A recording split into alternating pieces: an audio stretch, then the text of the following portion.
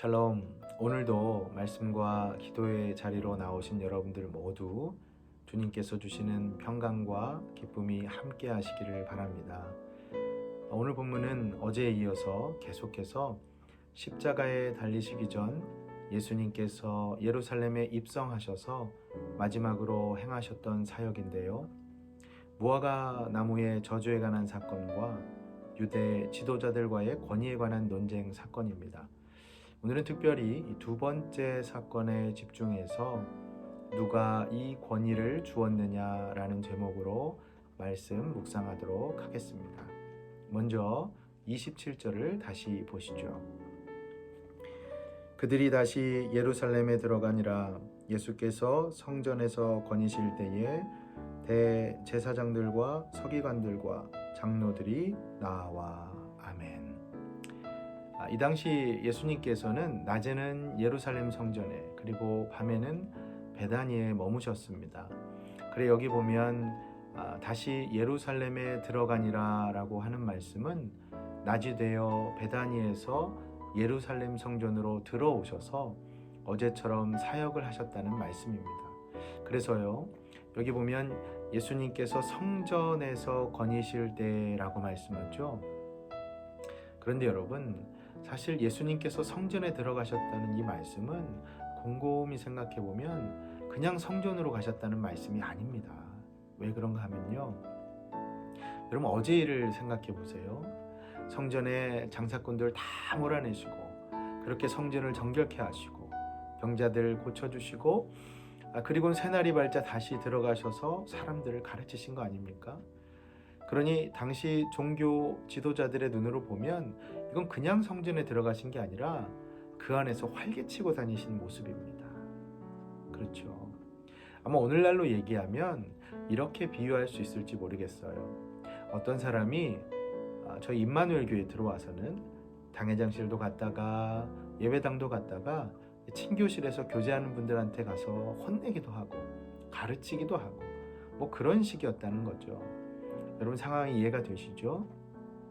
자, 그러다 보니 이 산헤드린의 지도자, 즉 대제사장들과 서기관들과 장로들이 가만히 있을 수가 없었습니다.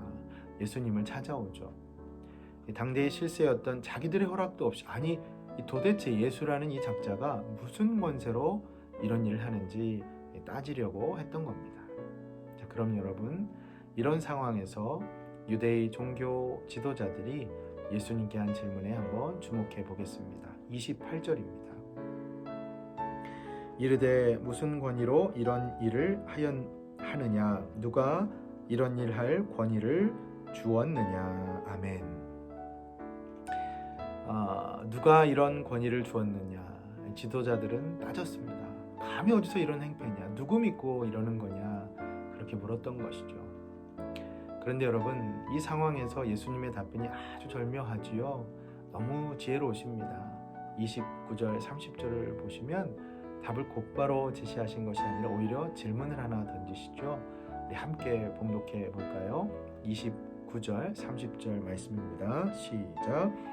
예수께서 이르시되 나도 한 말을 너희에게 물으리니 대답하라. 그리하면 나도 무슨 권위로 이런 일을 하는지 이르리라. 요한의 세례가 하늘로부터냐 사람으로부터냐? 내게 대답하라. 아멘. 여러분, 이 질문에 어떻게 답을 해야 할까요? 대제사장들과 장로들의 답이 무엇이었나요? 정답은 IDK입니다. I don't know. 그들은 주님의 질문을 듣고 난처했습니다. 왜냐하면 이 세례 요한의 권위를 인정하면 주님의 권세도 인정해야 했고, 반대로 세례 요한을 거부하면 요한을 선지자로 여겼던 사람들에 의해서 봉변을 당할 수 있었기 때문이죠. 그러니 그들이 선택할 수 있었던 최선의 답이 결국 뭡니까? 나는 모르겠다, 이거였죠. 사랑하는 여러분, 여러분께 질문 드려보겠습니다. 이 세례 요한의 권세, 아니 예수님의 권세가 하늘로부터 온 것입니까? 아니면 사람으로부터 온 것입니까? 여러분, 주저하지 마세요. 여러분들께서 머뭇거리실 필요가 없습니다. 당당하게 예수님은 하나님이십니다. 이렇게 인정하는 것이 바로 지금 우리의 모습이 되어야 할 줄 믿습니다. 본문인 마가복음에는 자세히 기록되어 있지 않지만 평행 구절인 이 마태복음 21장을 가보면 이때 예수님께서는 대답을 못하는 지도자들에게 질문을 하나 하십니다. 그것이 뭐냐면 누가 아버지의 뜻대로 하였느냐라는 질문인데요. 사실 질문을 하시기 전에 예수님께서 간단한 비유 하나를 들려주십니다. 이런 비유예요. 한 사람에게 두 아들이 있었는데 어느 날 아버지가 맏아들에게 오늘 포도원에 가서 일해라 라고 말을 하죠. 그러자 이 맏아들은 아버지에게 예 라고 대답하지만 포도원에 가지는 않았습니다. 결과적으로는 나쁜 아들이죠. 그리고 또 아버지가 둘째 아들에게도 가서 똑같이 오늘 포도원에 가서 일해라 라고 말하죠. 그러자 둘째 아들은 처음에는 no 라고 대답했지만 나중에 뉘우치고 포도원에 들어가 일을 합니다. 결과적으로는 착한 아들이죠. 자, 그럼 여러분 이 둘 중에 누가 아버지의 뜻대로 한 아들일까요? 네, 둘째 아들. 답이 너무 쉽죠? 종교 지도자들도 그렇게 답을 했습니다. 그럼 여러분 예수님께서 왜 이 질문을 하셨을까요? 네, 첫째 아들이든 둘째 아들이든 아버지의 뜻에 순종하는 아들이 좋은 아들이니 유대의 지도자들 너희들도 아버지의 뜻에 순종해라 라는 메시지였던 겁니다. 여러분 지금 이 상황을 잘 생각해 보세요. 종교 지도자들이 누가 이 권위를 주었느냐라고 그렇게 따져 물을 때 예수님께서는 누가 아버지의 뜻대로 하였느냐라고 그렇게 되물어 보십니다.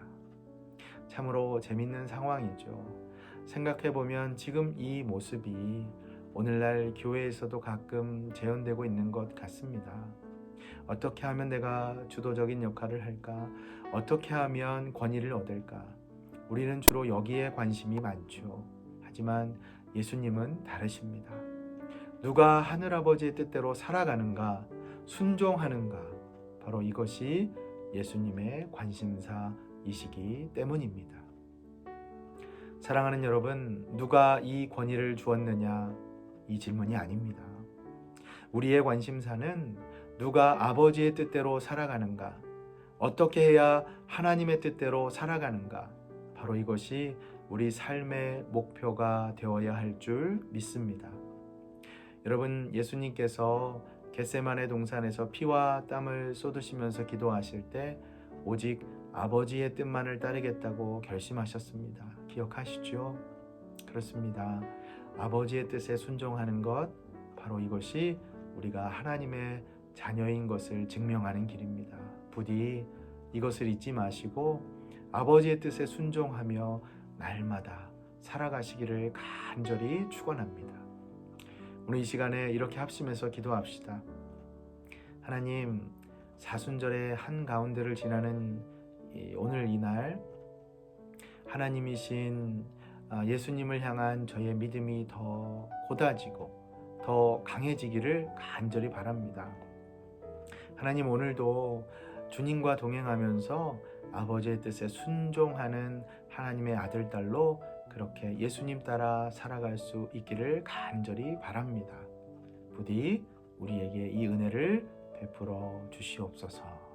함께 기도하겠습니다.